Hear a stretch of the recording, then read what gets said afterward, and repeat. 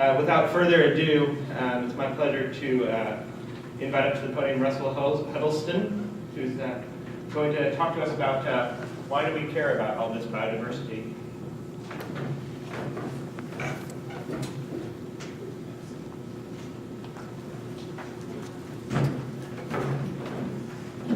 Well, thanks all for getting up early and coming to my talk. So why do we care about rare plants? I mean, it seems like sort of a funny talk to give at a conference like this where everyone in this room, and probably, in fact, everyone at this conference, you know, this is kind of taken as a given. But most people, they probably don't really think about this, and the answer to this question isn't necessarily so obvious. And perhaps it's just because, as my career as a professional biologist, I've spent sort of embedded as a consulting biologist within engineering companies, I'm exposed to a very different perspective than most people at this conference have. And I find myself often having to work with engineers and construction crews and say, well, you need to redesign your project because there's a large population of rare plants there, or you need to constrain your construction work area, or you need to put up some best management practices to avoid that area. And these folks, especially if they don't work in California, will occasionally say, why do I have to do this? But isn't extinction natural? And what makes these plants so special? In essence, who cares? And since I'm often in the place where I have to answer this question, and it occurs to me that typically what we do when we talk to these guys, we often do what we call a worker environmental awareness training. And the focus of these trainings is on, well, you have to do it because it's the law. You know, you have state and federal permits, you have Endangered Species Acts, you've got the California Environmental Quality Act, or if you're working on a federal project, the National Environmental Policy Act. So our kind of standard response to these questions is often because you have to. And if you don't, they'll shut your project down and it'll cost you lots of money and the client will be upset. But really, that's not why I care about plants and rare plants, and I don't think that's why we care about plants, is because of these laws and policies. And I think that that's an easy answer, but I don't necessarily think it's a very effective answer. And so it really got me thinking, well, what would be what's a better argument?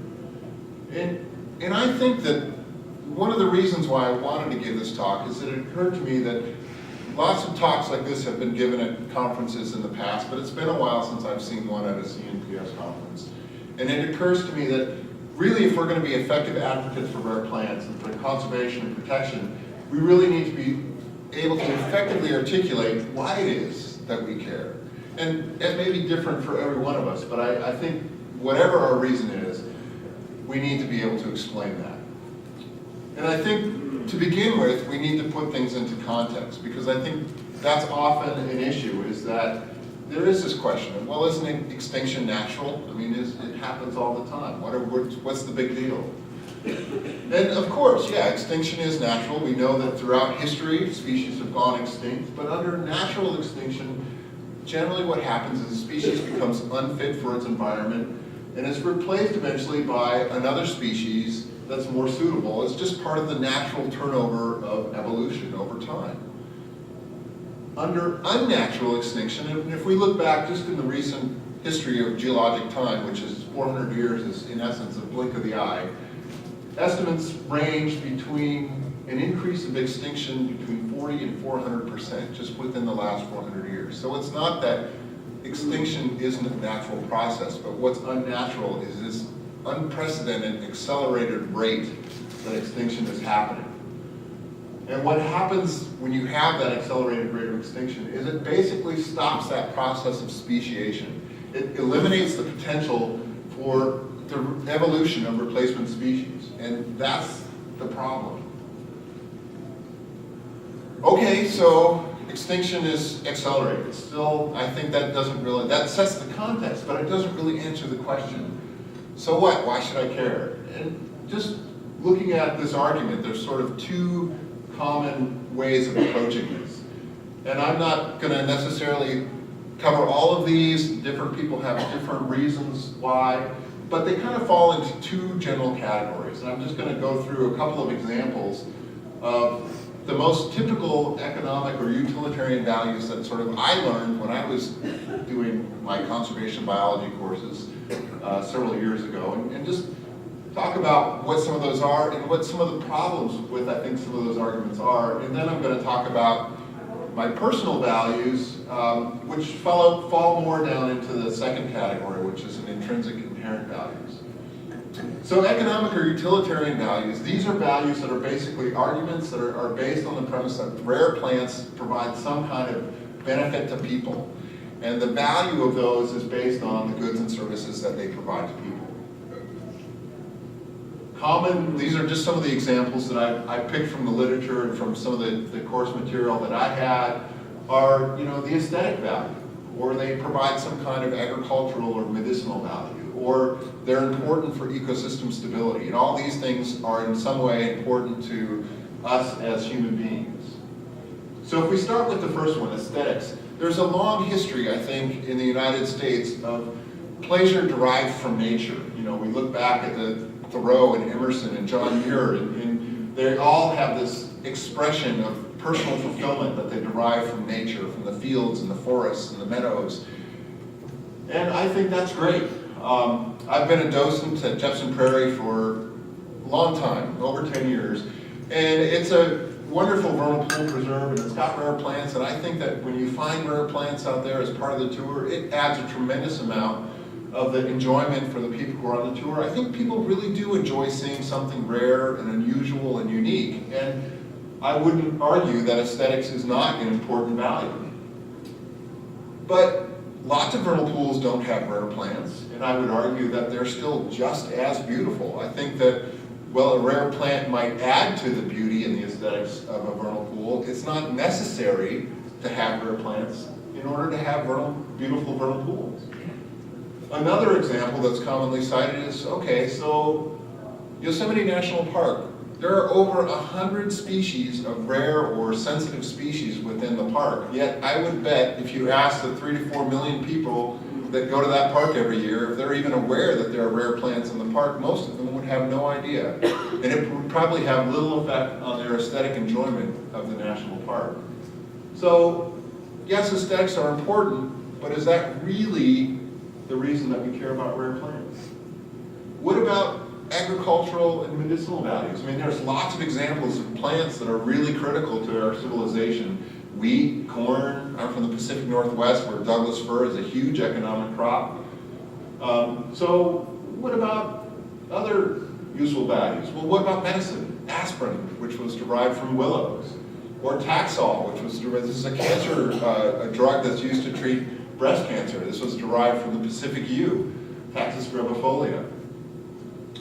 But the reality is that most rare plants are not likely to provide a huge benefit in terms of either agricultural or medicinal value.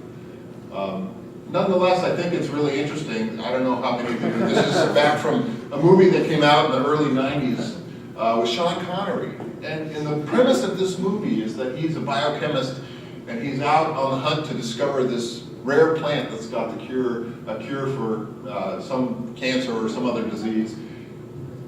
The interesting premise of this movie, though, is that he's not out to save the rare plants. He's out to discover what the compound of the rare plant is before the bulldozers come and annihilate the population of the plants. So it's an interesting premise that is saying, oh, rare plants are important because they have medicine, but the kind of bottom line of the movie is saying that even if they do, what's important is the products or the compounds or the genes of the rare plants that are of value and not the rare plant itself. The sad thing about this movie was that, the idea was once they figure out what the miracle cure of this plant is, well, then we can take it back and we can synthesize it in a lab and let the bulldozers come after that point because we've got all the information we need. And I think this is one of the biggest drawbacks of using an argument like this, is that we're not really interested in the species itself. We're interested in the benefits that species might provide. I think a more common argument for most of us who are ecologists is that rare plants are part of the biological diversity. And when we remove a species from a system, it weakens the diversity or the stability of those ecosystems, and that can lead to unpredictable consequences. I'm sure most everybody's familiar with the analogy of the airlicks to rivets on an airplane wing. And the idea is that if you start gradually removing rivets from an airplane wing, yeah, you take one or two away, the airplane still flies. What's the big deal? Airplanes are strong. There's lots of redundant systems, so losing a few things doesn't really matter. But what if you lose 10 rivets, 20 rivets, 50 rivets, 100 rivets? At what point do you lose a rivet? What happens? Okay, so we've lost 100 rivets, the airplane's still flying, no problem. What happens when we lose 101 rivets? We never know at what point we weaken the structural integrity to the point where it's just bad things are going to happen. But there's a lot of arguments against this. People say, well, rare plants are seldom keystone species. Not all species in an ecosystem are crucial. And they'll also argue this is an oversimplification. You can't compare ecosystems to rivets on an airplane because there's all these complex interactions between species and evolution. One of the kind of key arguments to this is that basically those species whose members are the fewest in number, the rarest, the most narrowly distributed, in short, the ones most likely to become extinct are obviously the ones least likely to be missed by the biosphere. The interesting thing about all of these arguments is that I think they're kind of missing the point of this analogy. And the analogy of the airplane rivets and what they're driving at is sort of like the mechanic of the airplane saying, yeah, it's missing a few rivets, but they're not really that important, so go ahead and get on the plane because it'll all be fine. And that's kind of what I find these arguments against this is somewhat, I don't know about you guys, but I wouldn't want to be on a plane that was missing a bunch of rivets. And so I think these arguments sort of miss the point of that analogy. But just in summary of sort of the economic or utilitarian values, my point or my intention is not necessarily to discount these, but to just point out that every one of these has counter-arguments, and that if we just focus on those in terms of rare plants, they can be argued in terms of just utilitarian values.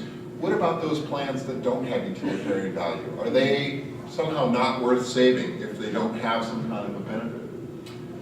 Personally, I tend to go more with value in a philosophical sense, and in the sense of Aldo Leopold. I think he's, in terms of conservation biology, this is sort of what drove my sort of idea of conservation biology. In intrinsic value, you're looking at the idea that a species has value in its own right, and that it has nothing to do whether or not it's, quote, good for anything. And this is a value that's, in essence, independent of human preferences or benefits. So again, going back to Aldo Leopold, the idea is that we're all members of this land community, and as members of any community, it implies respect for other things that are part of that community. And I think this is, for me, why I care about rare plants, because they're part of the natural system, which I'm also a part of. Now, I also want to point out that this idea of intrinsic values is not without its critics, and one of the arguments often used is, well, this is an argument that's based on emotions and ethics and philosophy, and it's not a very scientifically valid argument. So I would say, I don't think science and ethics are at all mutually exclusive. In fact, I would argue that ethics are critical to science. And just a couple examples, the Hippocratic Oath. Every physician swears to uphold certain ethical standards in medicine. In science, there's many scientific societies that have professional certification programs that have a code of ethics included in that. In fact, the professional wetland scientist is one of the pillars of their symbol there. Now, this intrinsic value is also not without its sort of bias. I mean, it's, but it also, it recognizes that a species has value as a scientific organism that represents evolution over time. And as I talked about at the beginning, that when we remove that species, extinction stops the story. It removes the possibility for environmental change over time. These, to me, are actually scientific arguments for intrinsic value. Just quickly, the other common argument with intrinsic value is it's sort of nebulous. How do you do a cost-benefit analysis? How do you figure out, if the weight of saving a rare plant is, worth other overriding factors of importance? And I would say intrinsic value, just because you can't put a monetary value or a beneficial value, doesn't preclude an analysis, but you have to understand that you have to have an extreme justification for overriding the moral value of the extinction of a species. Because any cost-benefit analysis needs to start from the premise that extinction has undeniable consequences. So ethics, including a belief in intrinsic value, this is subjective, this is my personal opinion, but it recognizes that species have value for their own sake and therefore are worth protecting and saving. And so just in summary, I wanted to say that this talk was inspired by a paper by Art Krugerberg. And just to end with a quote from that paper, does our species have the ingrained wisdom and enlightened morality, either actual or potential, to involve an ethic that accommodates other organisms? And I think we do, and I think there's hope, and this is why I care about rare plants. Thank you very much.